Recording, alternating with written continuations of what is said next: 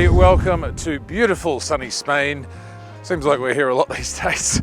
Yeah, we're testing this thing. This is the brand new Moto Guzzi Stelvio. Now, this is probably Moto Guzzi's most important motorcycle that they have released for a very, very long time. I remember back when I first started doing this job, one of the first bikes I got to ride was a Stelvio, funnily enough. That was, what, 15 something years ago.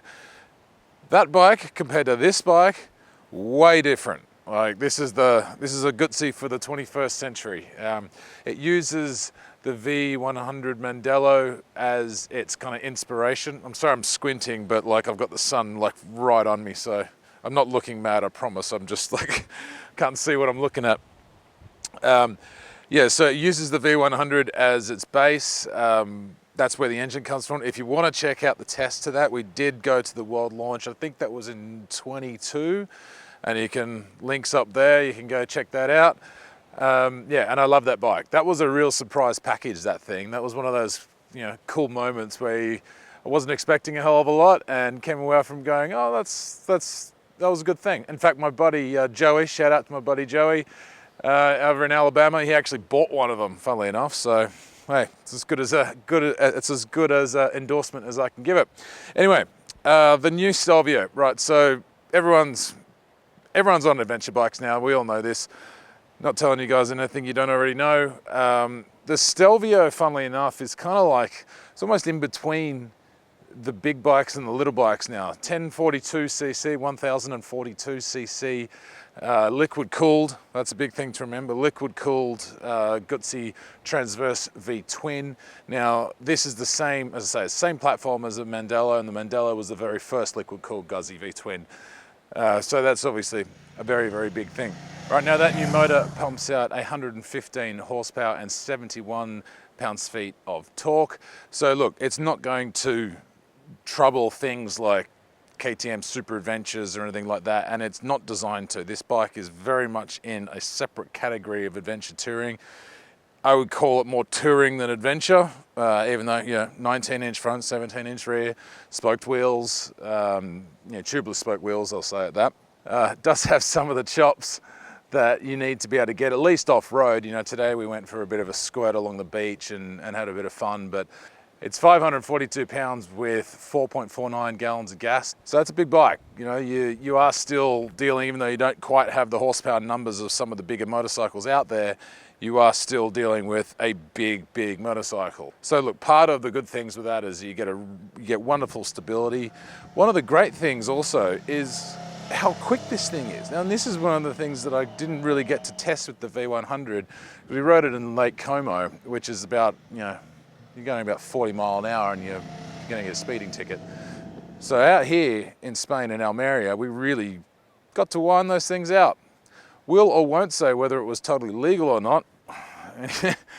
But man, this thing gets up in boogies, 115 horsepower. You don't think it's going to actually go there as quick as it does, but it motors through comfortably above the speed limit, shall we say. And it is very, very stable as well. Like they've done very well with the ergonomics of this bike. They've got one of these, it's an electrically adjustable screen, so there's a bunch of electronics we're going to get into in a minute, and this is part of the, I guess, not the subscription model that you have now, but look, it's the optional model that we have now, which is a little bit of a sore spot, I think, with the new Stelvio. But overall, engine performance is really good. It's nowhere near as rattly as what old Guzzis were. It's completely different. They've also managed to get rid of a lot, not all, but a lot of that driveline lash that comes with your drive shafts that you get on things like GSs and Stelvios and most Moto Guzzis for that matter. If you ever were lucky enough, or some people might say unlucky enough, to ride a first generation Stelvio, that thing had a gnarly driveline lash. And even things like Grisos, Moto Guzzi Grisos, there's something you get on the throttle, it feels like the rear wheel's trying to overtake the front. Now the ARIS system that is available with the new Stelvio, you get 5 riding modes. You get Tour, Rain, Road, Sport, and Off-Road. Now within those modes, you can change all the parameters that you want in terms of your throttle response, your ABS, and your traction control. You do get an IMU as standard. This is not like the V85 that we tested recently where you actually can upgrade to an IMU. It does come with everything as standard, although it is a 6-axis, it's a Continental 6-axis IMU. It's not probably the highest spec, I guess. I don't even know if there is such a thing as a higher spec IMU or not, but you're not getting 10-stage adjustable traction control and 9-stage adjustable cornering, ABS or anything like that. That's why, the bike is what it is. It's not trying to be something that it isn't. It's not trying to be these kind of naked adventure super bikes that you see out of places like KTM and to a degree BMW for that matter.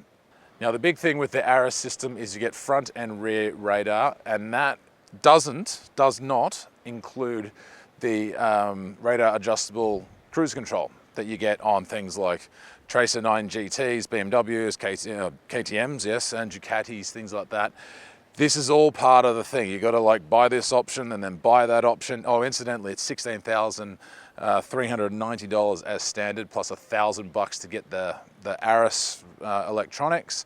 But then you got to add more things on top of that. So look, I'm not going to tell you what it's going to cost to get out the door. I really don't know at this stage, but it's not like you can just go up and say, I want that particular spec.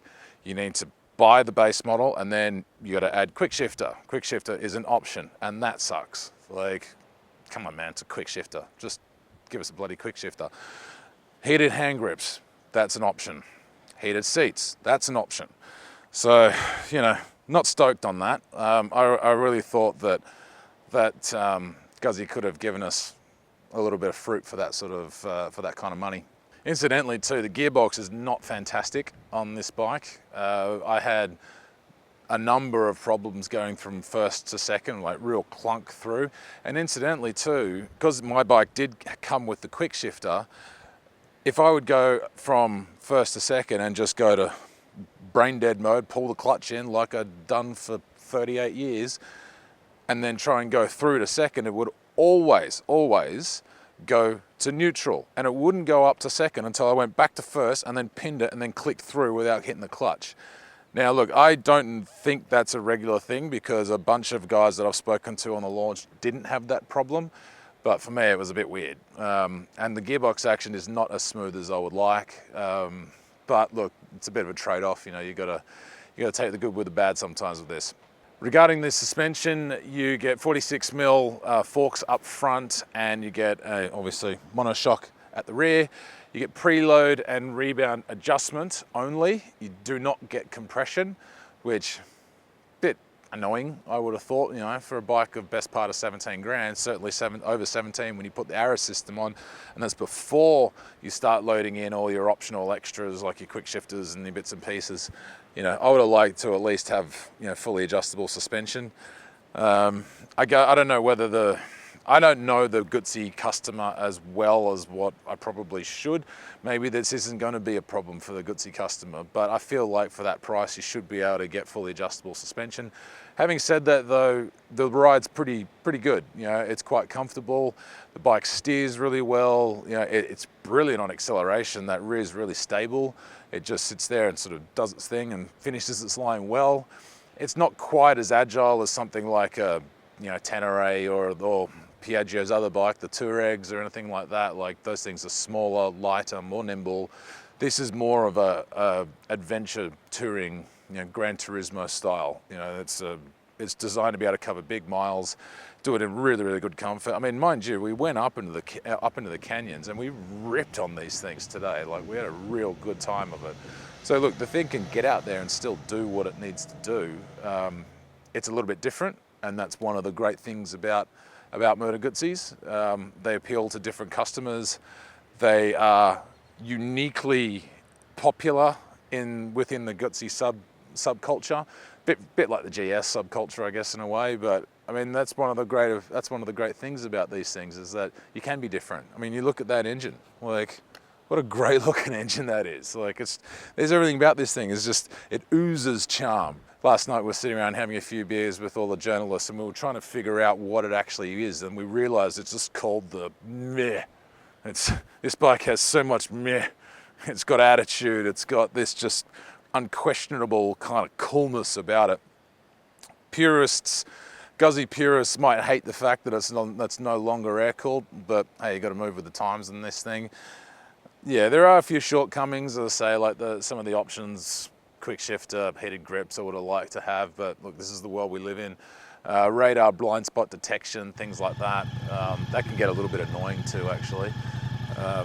You know, you have little markers on the inside the mirrors, and if you've got people around you, the thing's just flashing yellow at you all the time, which can kind of freak you out a little bit. Also too, with the radar, there's a little thing at the bottom of the dash here, where a car's coming in or a bike's coming in really quickly, you'll get a warning on the dash. Now, we were in this big group of riders, so this thing was going off all the time, constantly flashing up yellow. Even though the guys were behind me, they weren't going to plow into me, but it was really annoying, I gotta say.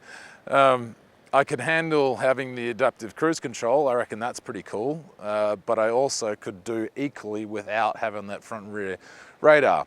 Because I'll tell you what, if I'm about to go plowing up the arse of a car, I don't need the dash to tell me I'm about to go plow up the arse of a car. I'm going to do it anyway. So look, this is, again, the world we live in. This is the new world of electronics. But overall, I'm very impressed with it. It's probably not my favorite Guzzi out there because it's lost in its how do you say, in its refinement, I should say. It's probably lost a little bit of that charm, but hey, you can't blame people at Piaggio for making a better bike. Like, it's bloody good.